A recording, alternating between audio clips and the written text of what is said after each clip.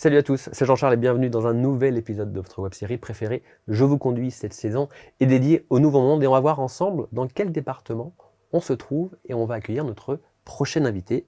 C'est parti. Je vous laisse regarder. Et nous sommes donc en Loire-Atlantique et on va voir d'ici quelques instants qui va me rejoindre dans cet aéronef. Je vous conduis vers Nouveau Monde, c'est maintenant, c'est parti.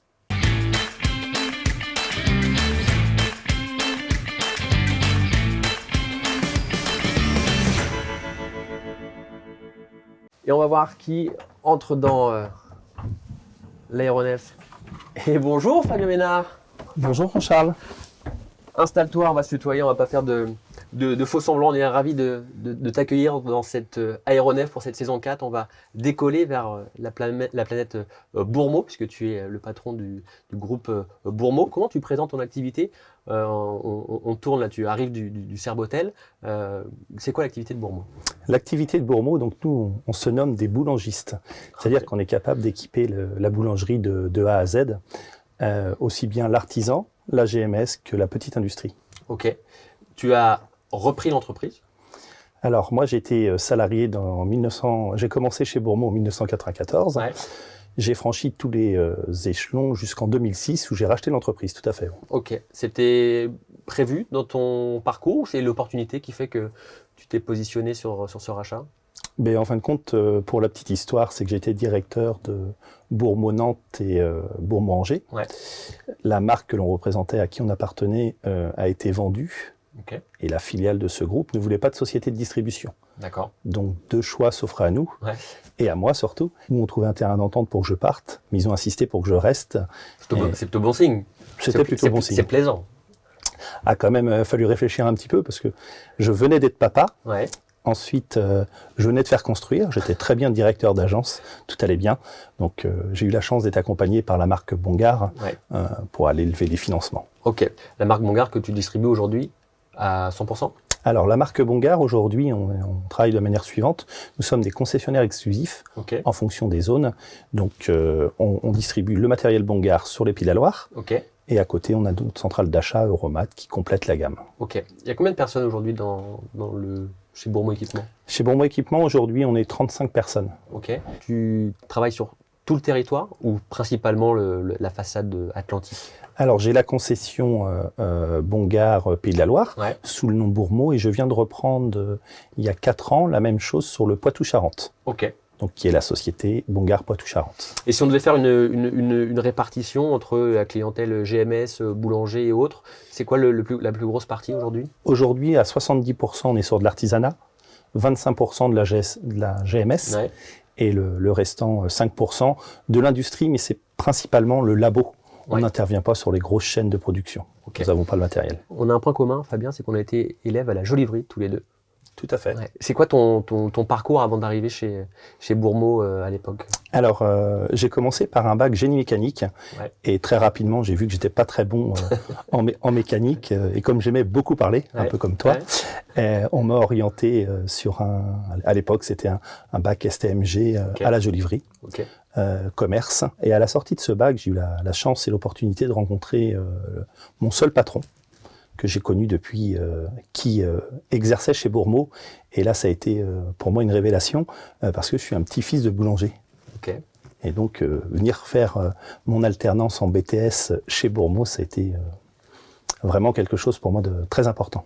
Tu me disais quand on a préparé avant de tourner que tes parents ne voulaient pas que tu fasses ce métier-là, boulanger.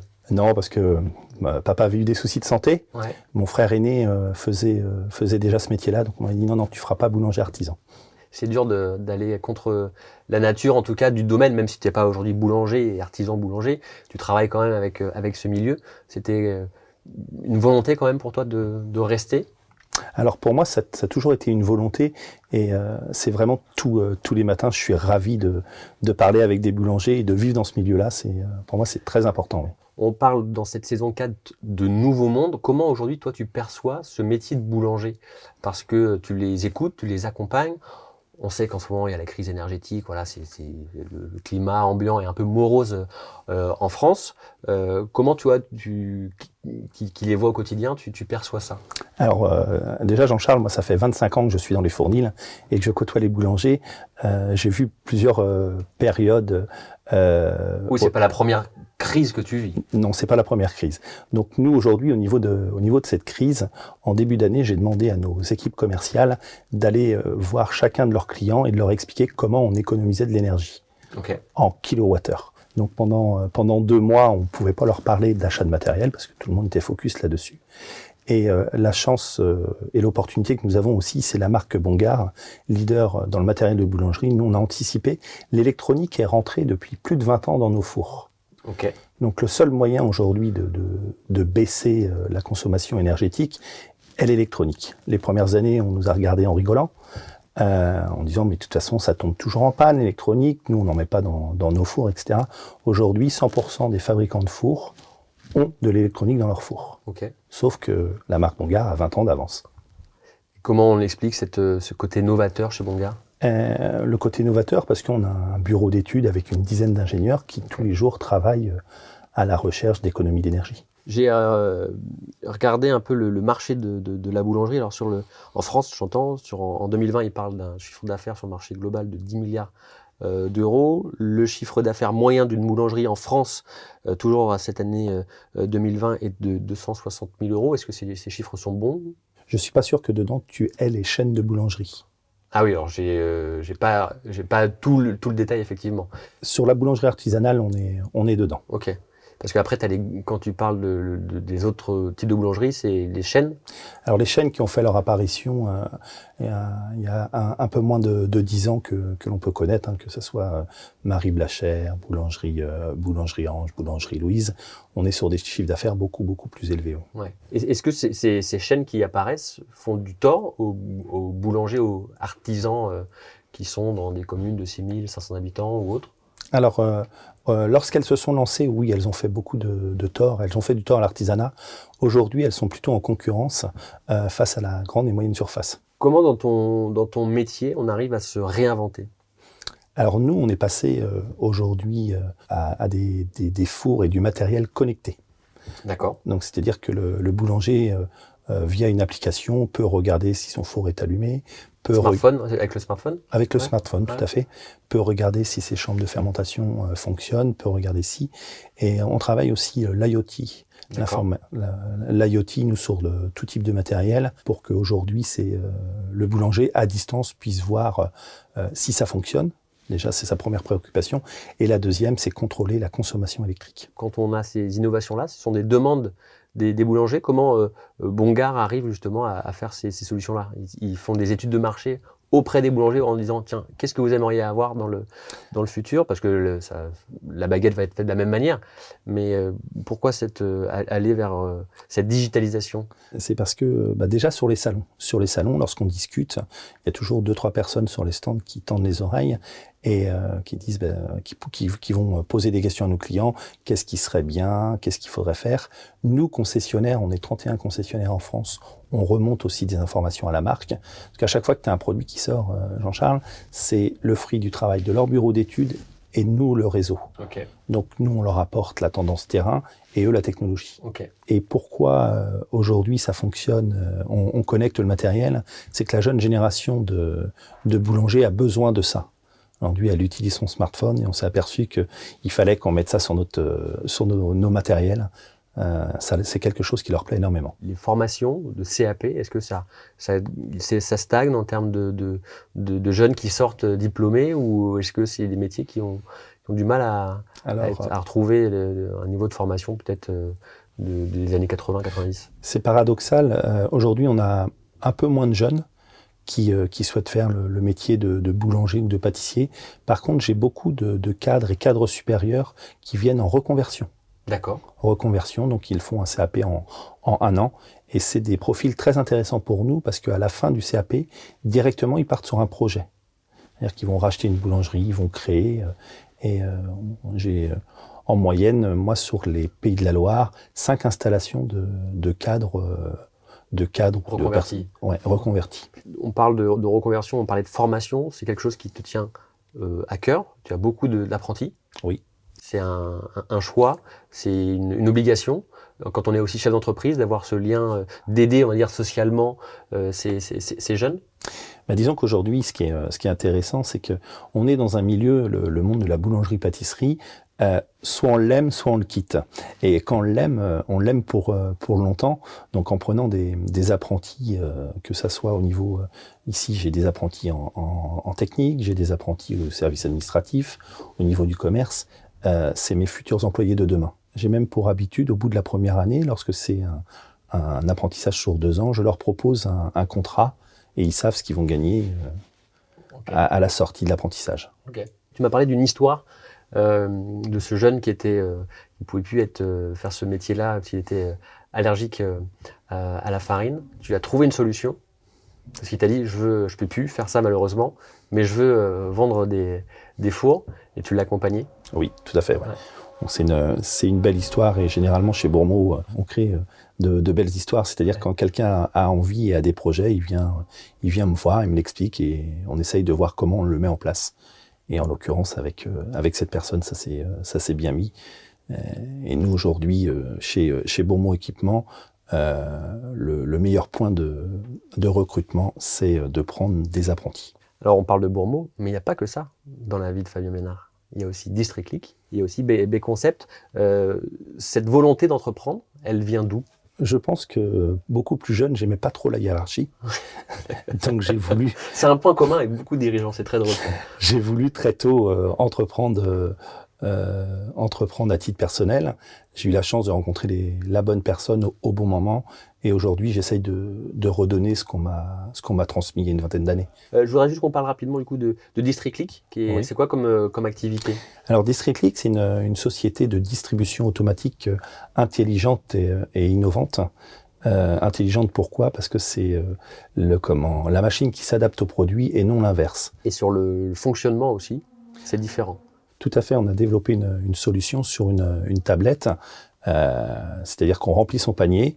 Une fois qu'on a terminé nos courses, on appuie sur payer et on paye une seule fois. Ok, on a parlé de District Click. Il y a aussi B-Concept. Comment elle est venue l'idée ? Alors, je ne souhaitais pas faire de magasin. J'avais jamais fait de magasin chez Bourmeau parce que j'avais un peu de mal avec les agenceurs qui vendaient que du bois. À l'époque, je devais sortir un peu le soir et voir de belles choses. Dans les bars, il y avait dans les bars et les restaurants, c'était des architectes d'intérieur qui faisaient les décos et je trouvais ça magnifique. Donc un jour, j'ai croisé la route d'un architecte d'intérieur et à partir de ce moment-là, j'ai commencé à faire des magasins chez Bourmeau. Ensuite, j'ai croisé le chemin d'Élise Bouvet, qui était une jeune architecte d'intérieur et qui a commencé à travailler chez nous. Et un jour, elle vient me voir, elle me dit « Fabien, je voudrais m'associer avec toi ». Donc de là, on s'est associés, on a créé la société B-Concept.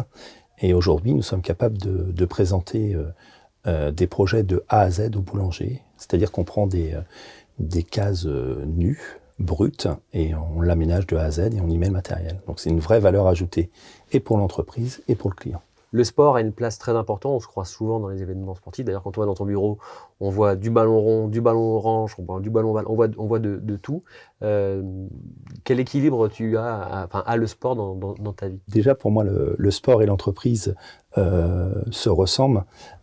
Dans une entreprise, vous avez besoin, comme dans le sport, d'avoir un président, d'avoir un capitaine et puis d'avoir des joueurs. Donc ça, je l'ai compris très tôt.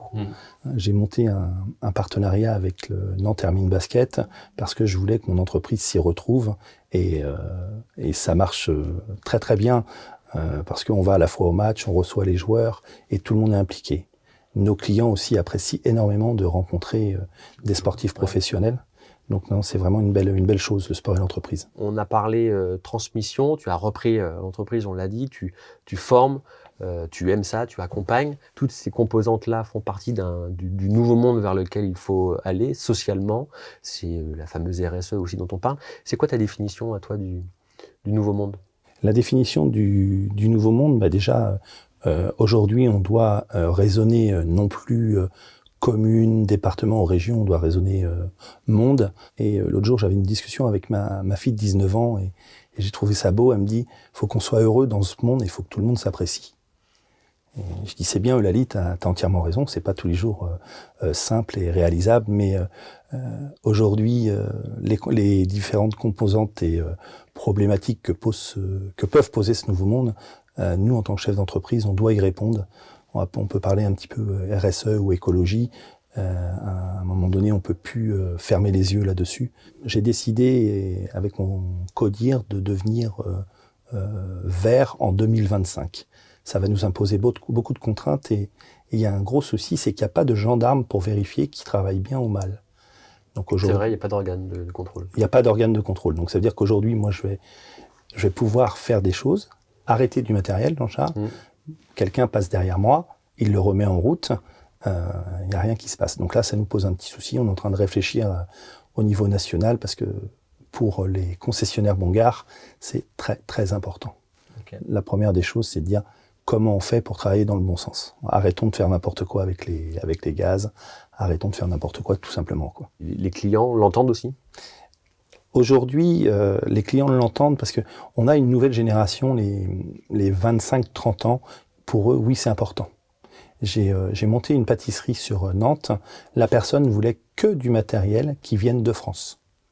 Nous a demandé des certificats, nous a demandé des choses, voulait des bons fluides. Donc, oui, la jeune génération est prête à l'entendre.